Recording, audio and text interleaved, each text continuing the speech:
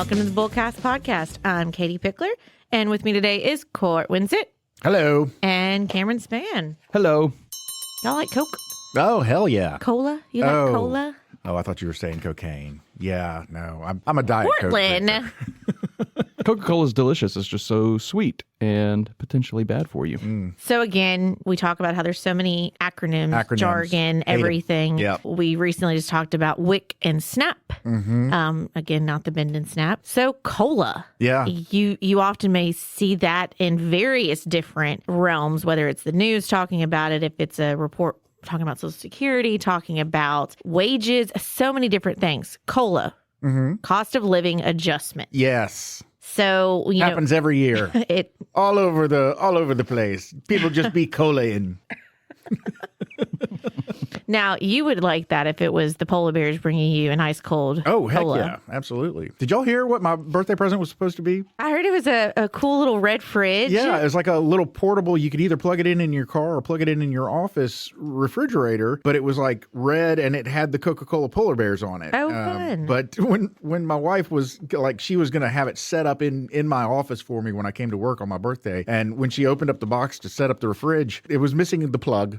So like That's you couldn't sad. plug it in. Yeah, we're going to talk about cost of living adjustment, what exactly that is and what it means. Broadly, it's a cost of living adjustment is a periodic increase in wages, salaries, or government benefits, such as Social Security, which is what we're mainly going to focus on, designed to help you maintain your purchasing power in the face of inflation. We'll discuss a little bit more than just its definition. Yeah, exactly. Okay, so we do have a list. A brief and bubbly history of Coca-Cola prices. Ah. Very fun. Okay, we'll just kind of round robin this. 1886, when Coke first hit the soda fountain in Atlanta, it cost a nickel. That price stayed the same for over 70 years. Yes. Wonderful. A nickel. 1950s. The 1950s, after decades at a nickel, prices finally started to bubble up around 10 to 15 cents. Vending machines and bottles became the norm. Into the groovy 1970s. Oh, my word. The 70s brought inflation everywhere, and Coke wasn't immune as it increased to 30 cents to 40 cents. Gas, milk, and soda all doubled. Not so groovy. Okay, by the 90s, Cokes are in vending machines, and they hit $1 mark. It was still considered cheap compared to lattes, at least. The 2000s to the 2010s, fast forward, that 5-cent Coke price from 1886 now costs over $1.50. Oh, my goodness. 2020s. Today, a bottle of Coke at a gas station or theme park can cost as much as $3.50. A theme park is more expensive than $3.50. Oh, yeah, a lot. It's like $7. Yeah, that is very underestimated. Coke prices have gone from 5 cents to nearly $3 to really $8, $9. You know, what I find interesting about that is I mentioned cocaine at the beginning of the episode. If the rumors are true, Coca-Cola originally had cocaine as one of its ingredients. Supposedly, that's true. And I find it amusing that the cocaine was removed, and after the cocaine was removed, the price started going up. Like, that seems counterintuitive to me, but whatever. Anyway. So what is cocaine? I mean, sorry. Oh, Lord, have mercy. What is together. cola? What is cola? That is the question. Yeah, the way you answer a Jeopardy question. Is What like with is? a question? Yeah. Yeah. Okay, so COLA, a cost of living adjustment, is an increase made to benefits of some capacity to Wages, salaries, government benefits pensions. like Social Security. Yeah, absolutely. And it's supposed to be helping with inflation and rising prices in the economy. And so you may see other things where it's just cost of living increase, cost of living adjustment. Is the $20,000 you're making this year, is it keeping up with the economy? inflation. Is it keeping up with the inflation? Yeah, I mean, as we have said many times, the target inflation rate for the Fed, as we've discussed, the Fed has a target inflation rate. They do not want the inflation rate to be zero. They target around 2% per year inflation rate. So if the target inflation rate is 2% per year, and you are earning $20,000 this year, and then you are earning $20,000 the next year, and then $20,000 the next year. Let's say that goes on for 10 years. If inflation has been hitting its target rate of 2%, then cost of living for you has gone up 2% every year for 10 years. But if you're still making the same thing you were 10 years ago, you're not living as well as you were 10 years ago because your cost of living has increased. And it's, again, this is back to the basics of inflation. Like, I vividly remember in middle school, high school, like, my parents would give me $20, and $20 would get you a lot farther. Oh, heck yeah. Yeah. And now $20 does not get you very far. So when you're giving your kids money to go to the movies, go to dinner, like, I mean, Cam, you've got a kid that's kind of going out with friends. Like, $20 doesn't do much. It does nothing. We've talked about fast food all the time. I remember being able to pay for the family for $15, $20. Now it's like $50 at Chick-fil-A. It's wild. Yeah. Now, and again, inflation, it's not just what are the products, it's also the labor, it's the supply chain disruptions, natural disasters, global crises. So much is coupled into why are things getting more expensive. But just as we started this episode with Coca-Cola, $1, we could buy a lot of people a Coke back in, the 1886 when it came out. Oh, yeah. But even, into the 90s, $1 could get us at least a Coke. But now... have we ever discussed, I'm sure we have we ever discussed that, like, when I was a kid, we would go to Ike's, which was a discount store, here, at least here in Memphis. A lot of times they had Super D drug store inside the Ike's. Anyway, we would go to Ike's and stock up on drinks. And the reason you would go to Ike's stock up on drinks is because they had 99-cent six-packs. Oh, wow. So you could get a case of something for, basically $4. And you could get multiple cases for very, very little money by today's standards. So we would go and buy like 6 or 7 cases at a time of soft drinks just because you could get them so cheap at Ike's. Can't do that anymore. I mean, it's like, what, $8 to buy a 12-pack now? It's ridiculous. Yep. Anyway. On the other aspect, inflation, supply chain disruptions, commodity prices, so fluctuation in the cost of essential resources, oil, agricultural products. I know we talked about that right around Cinco de Mayo, the scarcity of like avocados, things like that being more expensive. That's all a ripple effect through the economy. And so that's why it's important that we have these cost of living increases, cost of living adjustments, things like that, to make sure that the money you're making is still equivalent to what actually things are costing. Right. Now, one of the most prevalent places that you will see a cost of living increase is where you will also most commonly see the acronym COLA used, is when it's Social Security. Yes. Because the government loves its acronyms. So when you hear COLA, a lot of times that's the government, and they're referring specifically to the cost of living adjustment that they are giving to a Social Security recipient because, again, it's the government. So how are they calculating COLA? Well, we mentioned recently the Consumer Price Index. We mentioned the jobs report. We mentioned the GDP. We mentioned the gross domestic product. And we mentioned where those things are, who reports on those. Yeah, things. absolutely. So you may remember that we talked about the Bureau of Labor Statistics in that same the BLS. The jobs episode. Yeah. They track inflation through the Consumer Price Index, which is the measurement of consumer prices, I guess. And then the Social Security Administration compares the average Consumer Price Index, or CPI, from the third quarter, which is July to September of the current year, to the same period the previous year. Gotcha. Are you following me? Yeah. Okay. Now, if prices rise, benefits increase by the same percentage that the prices increased. Gotcha. And since you pretty much are always aiming for at least a 2% inflation rate, prices are usually going to rise. Yeah. But so what if the prices fall or stay flat? Well, then there's no COLA for that. No COLA. Yeah. So they're not going to take it away. No. I don't think there's a cold. Oh, cold. I have a cost of living cost of living decrease. Gotcha. I don't think there is such a thing. A cold cola. So to give context, 2023 saw an 8.7% COLA, the largest in 40 years, reflecting post-pandemic inflation. So basically, the hotter the inflation, the fizzier the COLA. Oh my gosh, word. That's so cheesy. What'd you say the Fed's target is every year? 2%. Yeah, and 2023 was 8.7. So wowzer. Yeah. Yep. I bet. Yep. Yeah, I remember feeling that. We all felt that. Yeah. Still feeling it, honestly. Still feeling it. The cheesiness continues. The economy's own version of carbonation. Yeah. Oh my word. Bubbly. Oh gosh.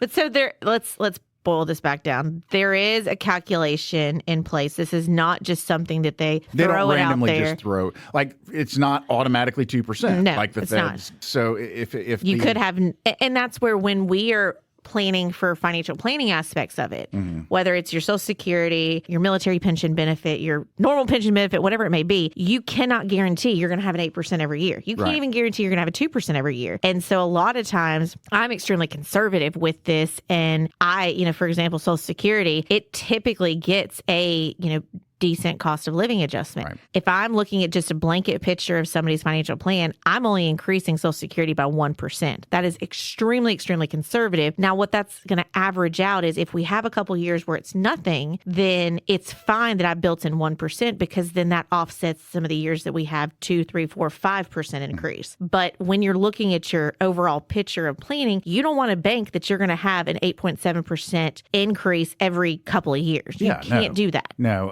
especially because, of course, one of the sort of jargony terms that you'll hear people talk about is people who are living on a fixed income. Yes. So a lot of retirees, Social Security might be their only source of income, and that is a set amount. It's going to come at the same time every month, and it's going to stay that same amount for a 12-month period. And so if we're trying to plan for somebody's retirement and their main source of income after they retire is going to be Social Security, then we can't just be shooting for the moon on what their cost of living adjustment is going to be on an annual basis, because if we overshoot, then we're doing them a disservice, right? Yeah. Yeah. Absolutely. So millions of Americans, especially retirees and those with disabilities, then COLA enables them to keep up with rising costs because, Social Security is not just you've hit full age of retirement and you're getting this. It could be widow's benefits. It could be disability. It could be children of someone who's passed away. There's so many different people that could be getting this governmental benefit that this cost of living adjustment is going to be a big impact to them.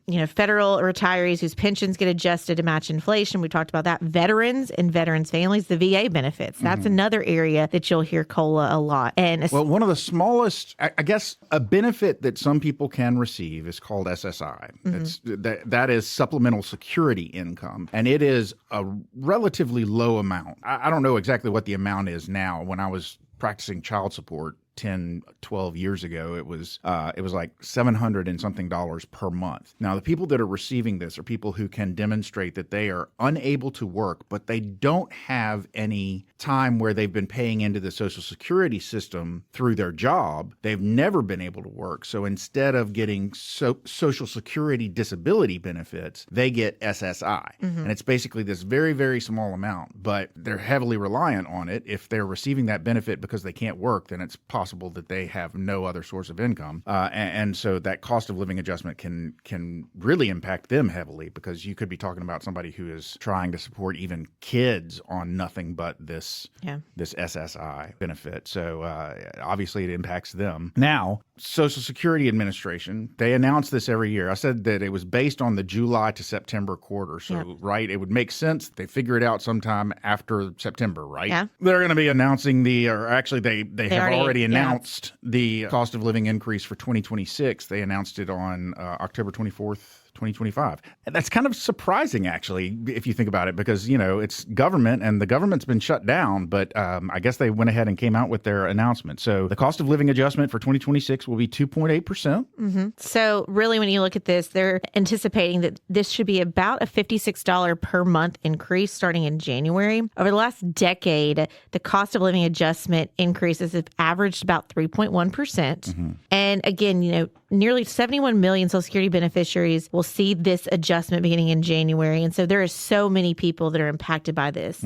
Yeah. They also announced that actually some people, I don't know how closely people pay attention to their paychecks, but, you're not just having federal taxes withheld and paid in. You're also having payroll tax and Social Security taken out. And there is a amount that you earn past which you will not have Social Security withheld from your paycheck. That amount has been $176,100, and it is increasing to $184,500. Okay, let's boil that down. Explain that again. So if I made $176,000 $76,100 last year. Then there would be Social Security withholdings for the entire amount of your income over the entire course of the year. Yep. There would be withholding that was done. If you earned $300,000 last year, then the Social Security amount is going to be withheld from your paycheck up until the point that you reach that $176,000 amount. Yep. And then past that, they don't withhold anymore. Yeah.